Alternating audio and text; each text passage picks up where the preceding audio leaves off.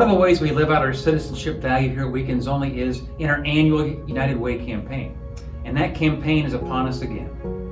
It's one of the ways we live out our citizenship value, a value which requires us to think about our fellow employees and the community we live in. Last year, we set a record in our United Way campaign, raising over $80,000 for the agency. And the agency, combined between St. Louis and Indianapolis, raised nearly $80 million to better the lives of folks in need in each of our communities.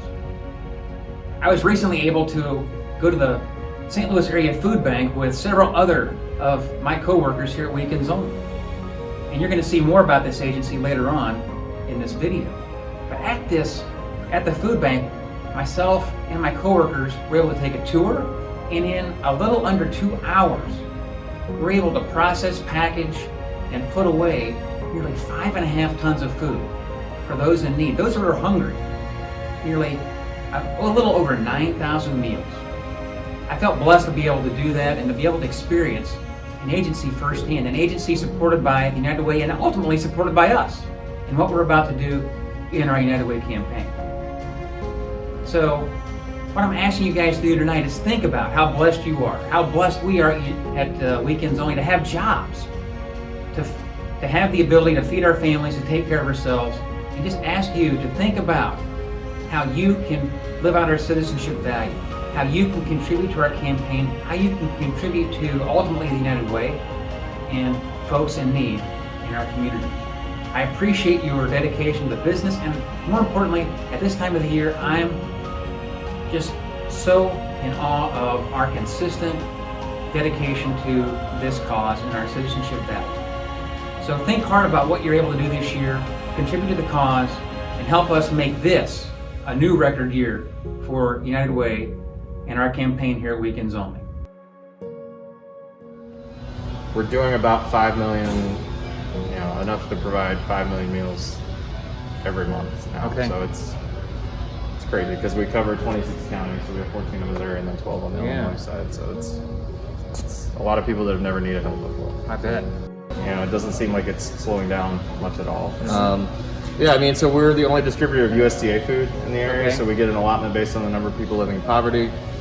We also operate, once COVID hit, we have this Farmers to Families food box program, which is produce, dairy, as well as proteins. So we're able to get, we got about 600 pallets of that coming in every month, and I just had some of this distribution I was at before we came here, so I don't know if there's any back in the cooler right now or if it all already went out, but it comes and goes pretty quickly. Being able to provide items that a lot of these smaller like food pantries and soup kitchens and shelters, if you're doing a food drive on your own, you're not collecting dairy, you're not collecting, fresh fruits and vegetables. And so, our goal really is to try to make complete meals for families and kind of supplement what they're getting, through their, if it's a church, faith-based organization, maybe their congregation, they're doing food drives, maybe they've got a partnership with a local, grocery store as well. Just really kind of help fill in those gaps. Yeah. So how many volunteer hours do you guys see a year? Well, volunteers are such a huge part of what we do. You're really looking at about 66,000 volunteer hours every single year. So, it's really paramount to what we do, and we couldn't do what we do without the support of the community. Where do all those volunteers come from? All over the place. You've got businesses, school groups, just individuals that want to do something to help out in their community. It really is all ages, from 5 to 95. We get a lot of different volunteers from all walks of life out here. So 66,000 labor hours from volunteers. What about your staff? How many people do you guys have on board here at this location?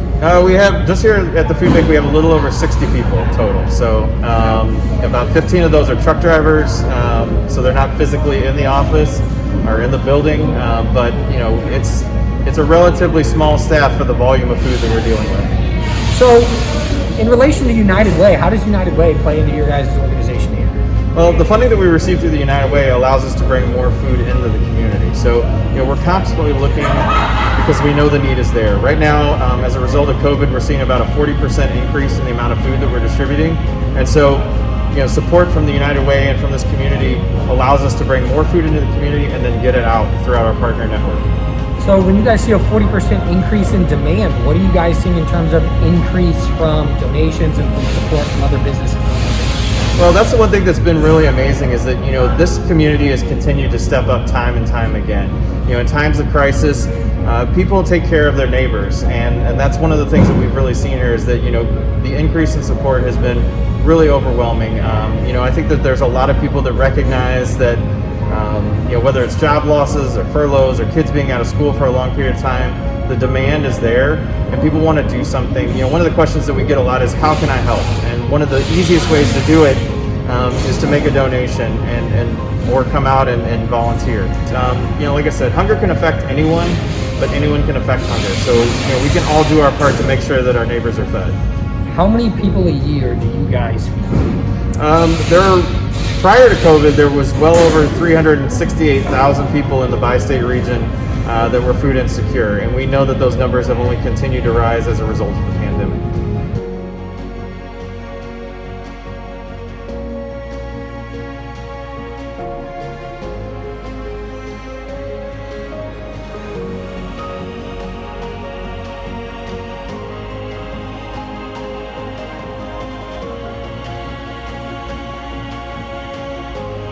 Well, like I said, the food drives are great because it usually provides a variety of product, and so our partner agencies, the distribution sites that we're sending it to, are really grateful for food drives because it gives a good variety. You guys have continued to step up. Weekends Only has been so generous, and just everybody wants to do their part and help out in some way, shape, or form. And so when you host a food drive, you're really helping make a complete meal for families right here in our community. And so a lot of times, you've seen as you walk through the warehouse, we get a variety of product from produce to dairy, to meats, and those shelf-stable items like the canned goods, the boxes of mac and cheese, the cereal, help provide complete meals for families right here in our community.